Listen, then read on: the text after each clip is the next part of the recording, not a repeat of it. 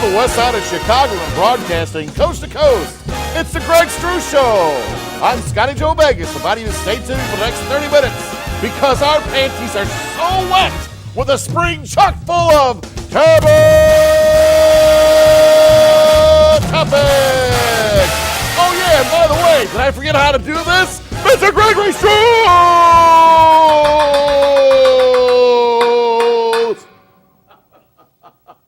I think we went into the New York Minute from, what year was that? Like in the 70s? Remember that, when they went black? It was a big power outage. Yes, What's that? The year of 77. It was 78, 77. the summer of Sam, right? The summer of Sam. Anyway, welcome back. We're actually on. We are on. Oh, okay, I'm sorry. Back to the Greg Struss Show. I am Greg Struss, welcoming you back to a very special edition of our program.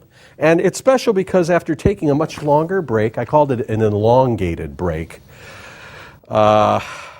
it's special for us to have assembled with new members of our crew and my personal cabinet, the file cabinet I brought from home. Thank you. It probably didn't go over well.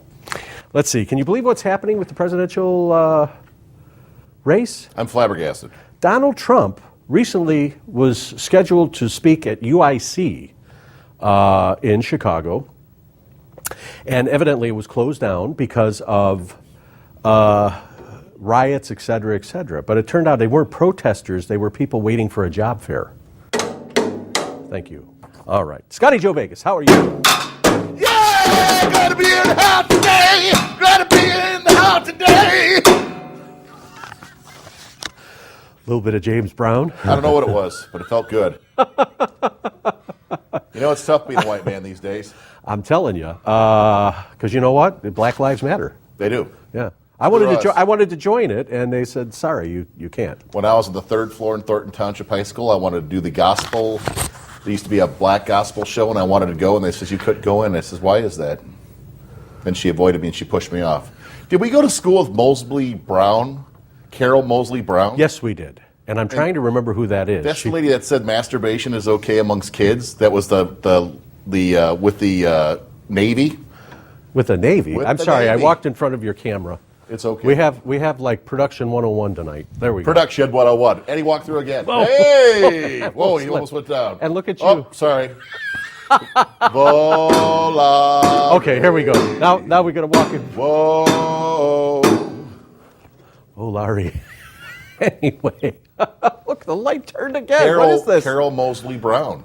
Who was she? She was like the lady that was the head of, she was like a high government official, and she said the kids should masturbate instead of screwing.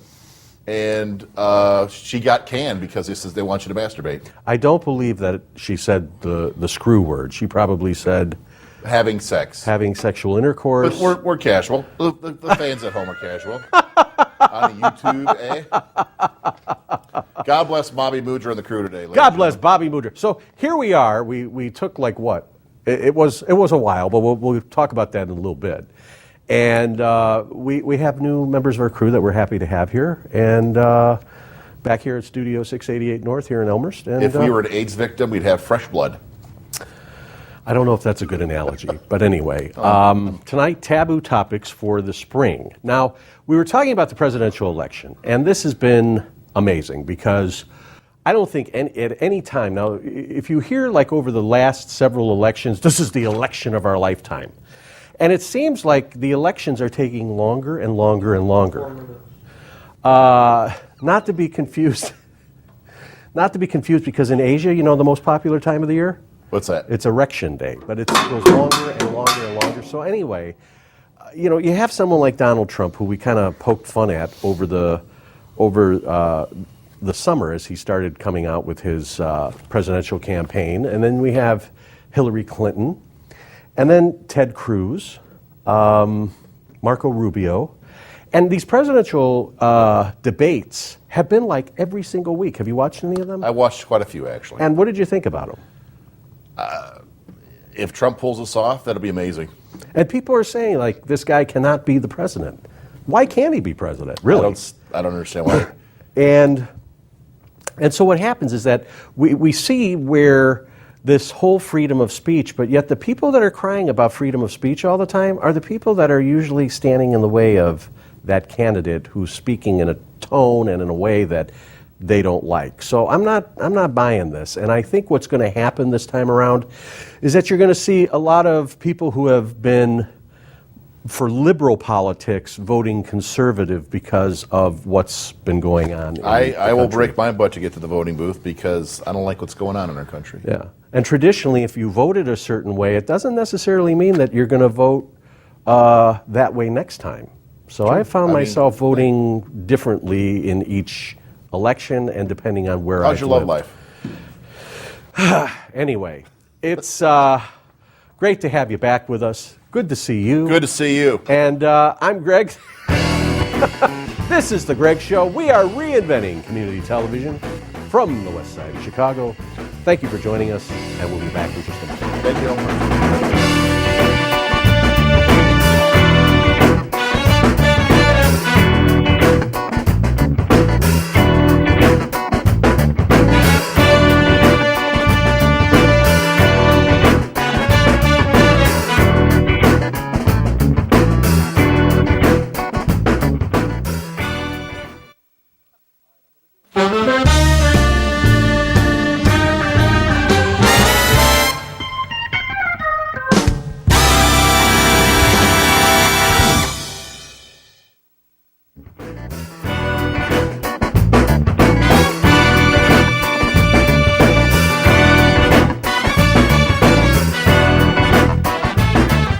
Okay, we are back.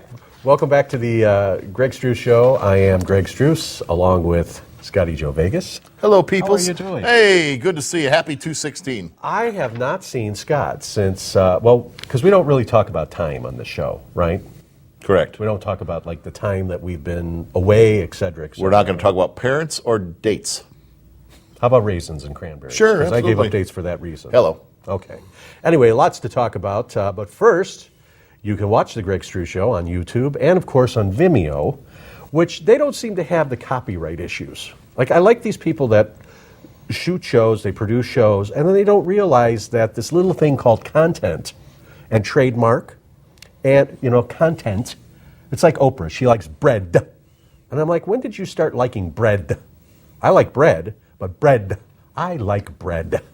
And ever since she, bought into Weight Watchers, she likes bread. And I like Oprah and I like bread. The person who works with me up north, he talked about that commercial and you talked about it, so I guess it's a success.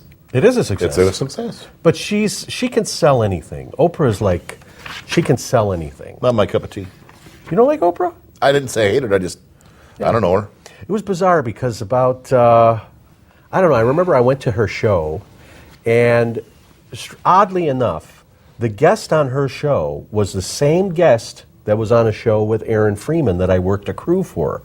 Back in the day, now this is like going back years and years ago, Aaron Freeman had a show on the old WPWR 50, which is now My 50 Chicago. It's what was that called? My TV or whatever? My TV, Channel So 50. back in the day, the great Neil Sabin, who's now I think he's the executive president of Weigel Broadcasting on Channel 26, the U. He was like a big dude and took Channel 50, made it into this programming powerhouse. And Aaron Freeman was on Sunday nights. I believe Aaron Freeman was either a comedian or an actor of some kind. So they produced this show at what's now Comcast in Skokie. And this guest that was on the show that I worked, I happened to go to Oprah like a couple months later, and it was the same guest on that show. He was the one that was against the IRS and income tax. Flat tax. And I'm sure that he was audited shortly thereafter. Absolutely. But I didn't get to make the pitch. Content on youtube.com Right. with the search words Greg Struss Show. And you'll see a bunch of shows that we've done throughout the course of time and Through the years. and I just spit on you, and I'm sorry about It's that. fine. I've been spit on and shat on, raped and abused. So people don't understand, like with YouTube, there's content, and when you write a song and you produce a song, you get a royalty for the song. So people don't understand that when you hear a tune on television, you hear music that's produced for that show because producers don't want to pay the royalty to the recording artist. And then you see people selling videos and everything else. It's against the law for a simple reason. It's copyright infringement. And it's a totally different game because, movie studios spend sometimes hundreds of millions of dollars on marketing and filming, producing film, and they want to be paid.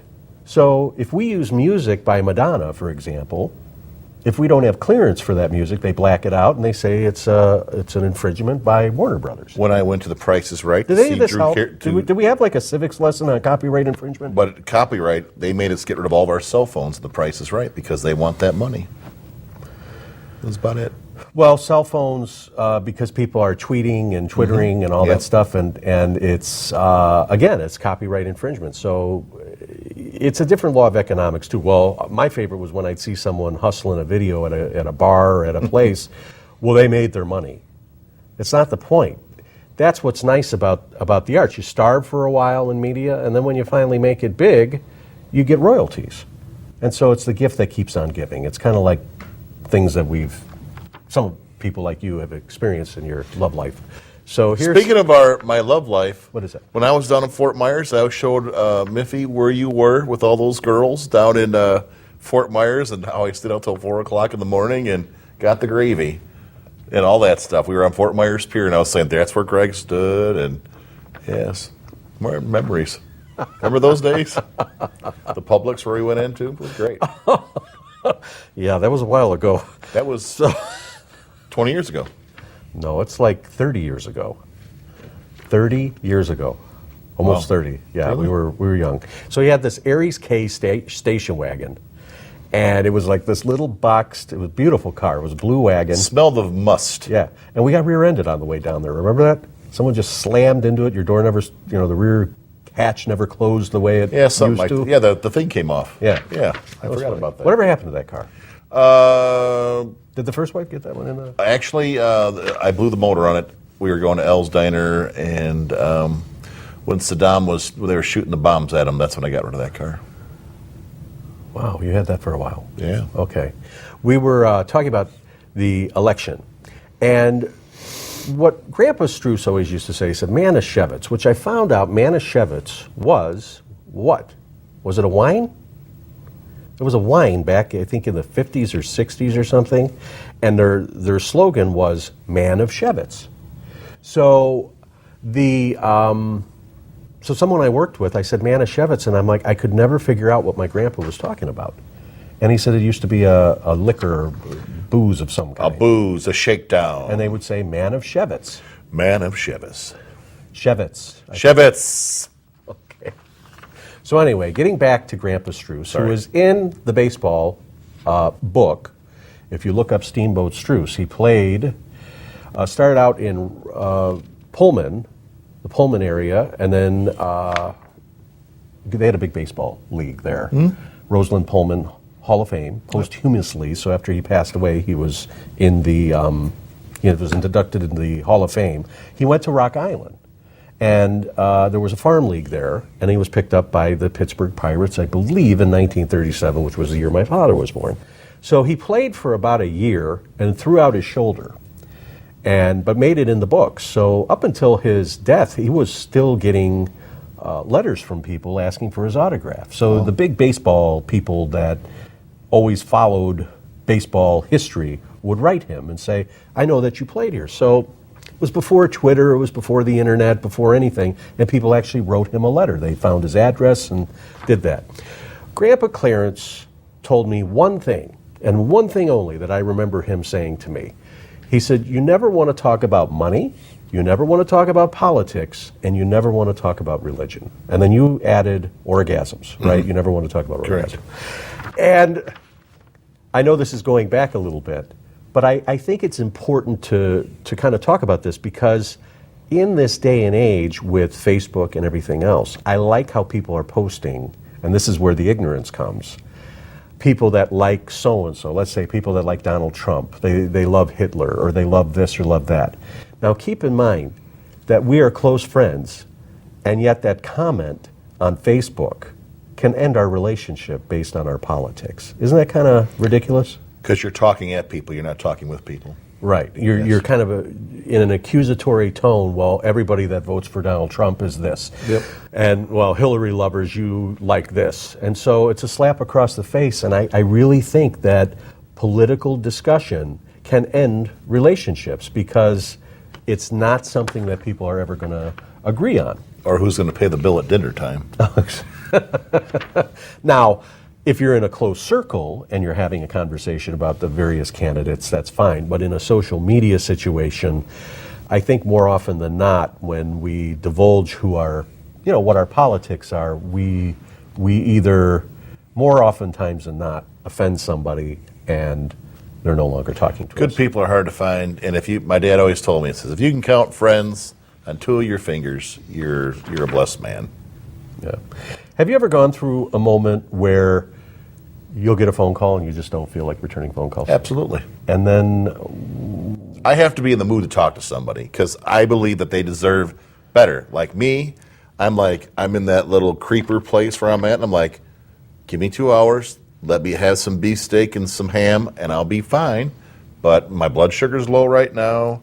You know what I'm saying? I got an itch where, a lot of people don't have an itch, and you know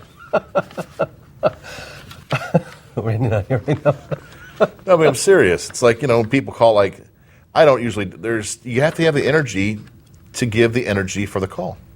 Well, I had one phone call, and then somebody was calling me out on Facebook. Thanks for calling me back. So I completely ignored him. He unfriended me, Mike. And well, like the lady, it was rude of me. Okay. Like the lady told me, she says, the psychic lady says, stay off of Facebook. So Tom Haskins was on there. Are you there? Yeah. Okay. Well, I'm a little bit. Okay.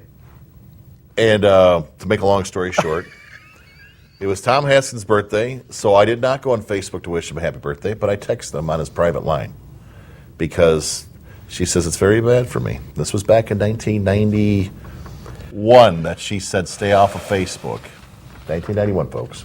I think you're delirious when it comes to that. When the lie detector comes out, and you'll be like, you know what? Each year, the story kind of manifests into another area. It does. Oh, she said that Hillary would win. No, Didn't you say she that didn't to me? say that. No. You said this guy with a big red robin on his... A big gut? What? A big red robin would No. win presidency. No. He would trump everyone. She says you'll never be rich, you'll never be famous, but you'll be well known. That's okay.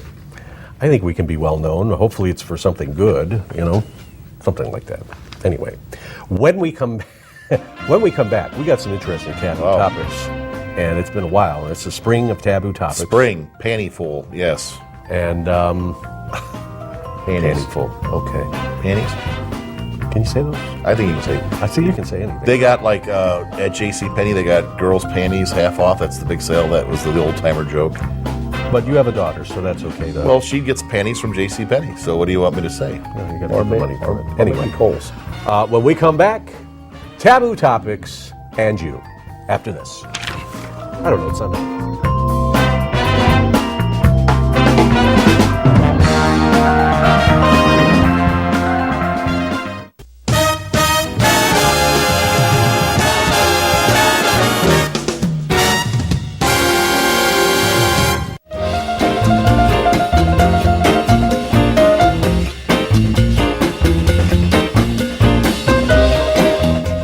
Okay, welcome back. We are coming to So during the break, Scotty Joe Verga over here is telling me, he's like, you need to knock that off. And I'm like, knock what off? And he says, I can't tell you right now. It's kind of like the guy, it's kind of like the person that unfriended me on Facebook one time. Yes. And then when we talked, I said, did you unfriend me on Facebook? He says, yeah. I said, well, why? I can't tell you. It was something you did. Well, okay, can I apologize for whatever this was that I did? No, it's okay. I'm just not going to be friends with you on Facebook. I'm like, okay, whatever. That's my life, I guess. Anyway, it's my favorite time of the show and your favorite time of the show, and we have someone new. Now, get this. Our audio person tonight wrote for the old Bozo show.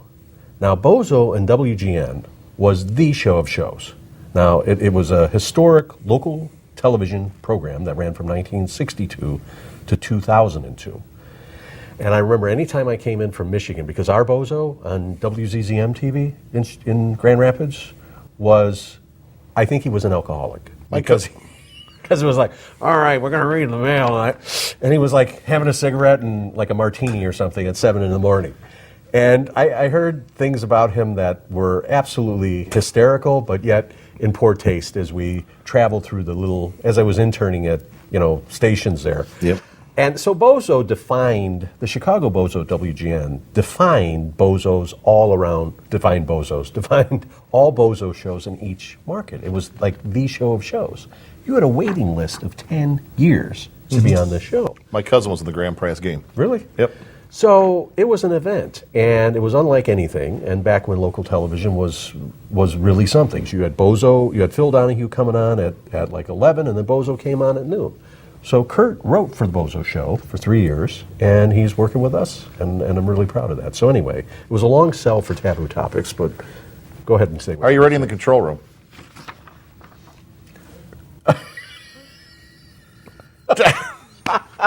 It's time now for Taboo Topics! I want to talk, I'm really going to go here, all right? I want to talk about this organization called Black Lives Matter, all right?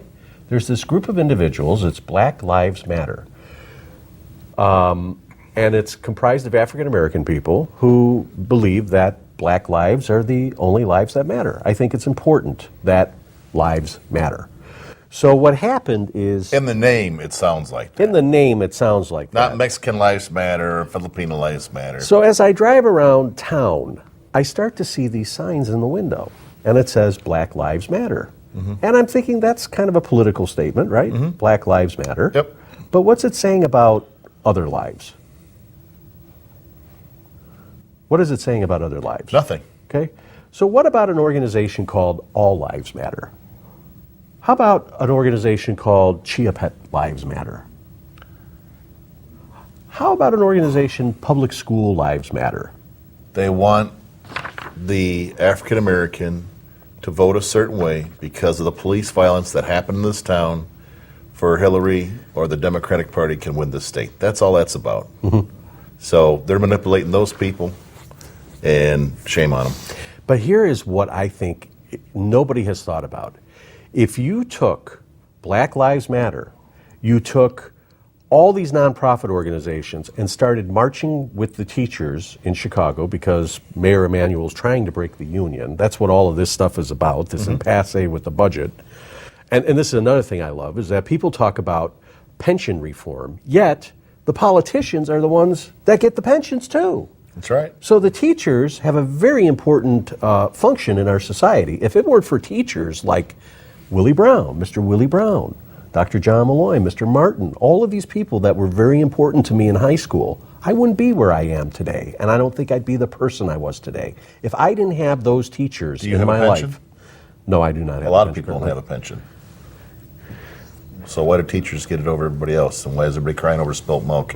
I believe that if it's been in place and teachers are paying into it, and it is a public service. If you're paying in for it, now that's different. Okay.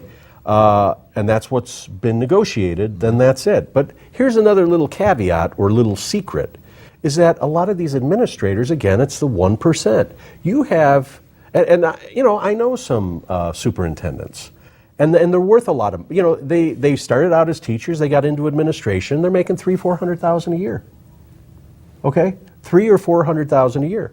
It's that 1%.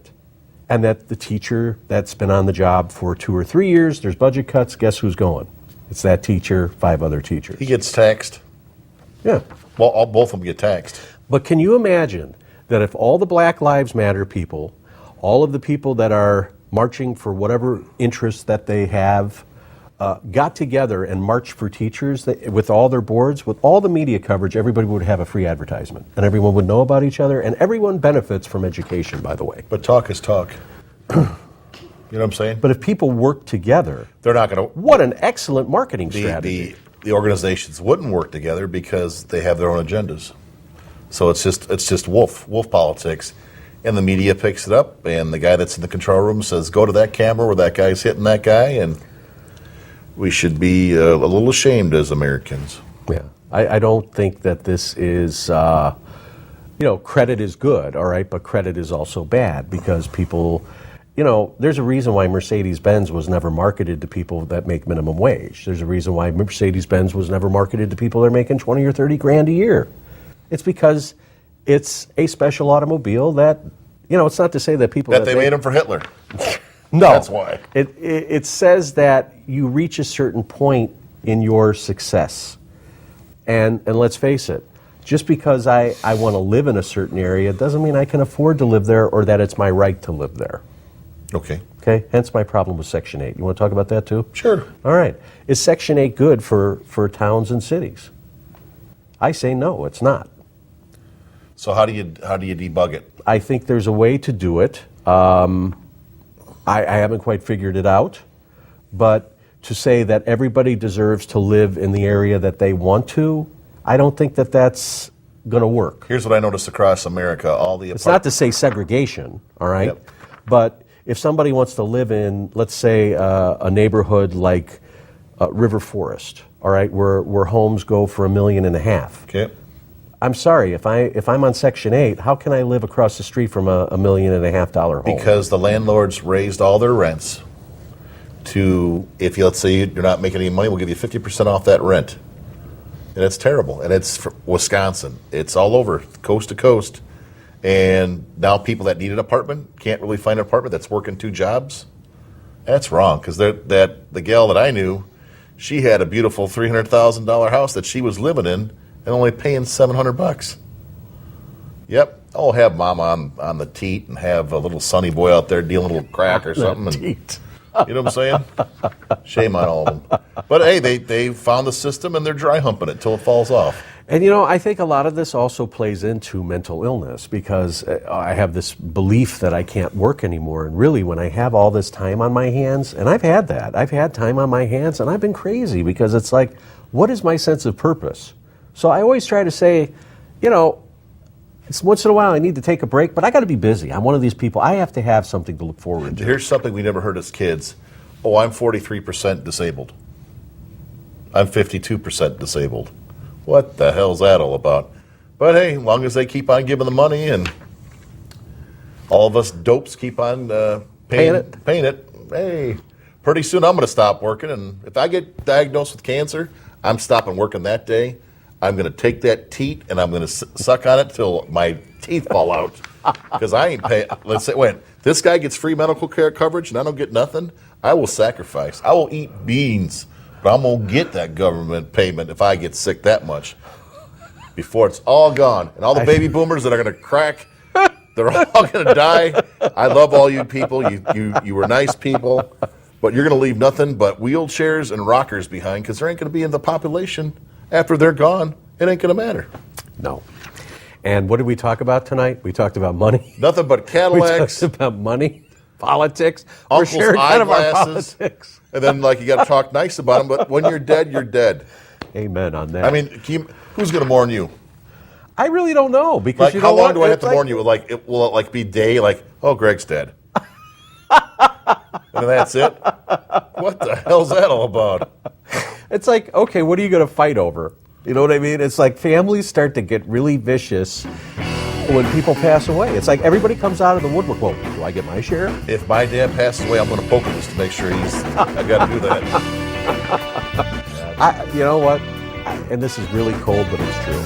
I got a call in the middle of the night. Your grandmother has passed. Okay? It was in one of those periods of my life where, I was just turned 30. My show ended, and I felt like my life kind of came to an end. Love handles. No, I was in pretty good shape. Pretty good shape. So in the middle of the night, your grandmother passed. I flew over there. How old was she? And I had to feel the neck. How old was she? She was 89. Well, she lived a good life. She lived a great life. So it was one of those things that kind of resonated. So I was like, I flew there to make sure that it was official. Official. It's Anyway. like the horse race. We got it.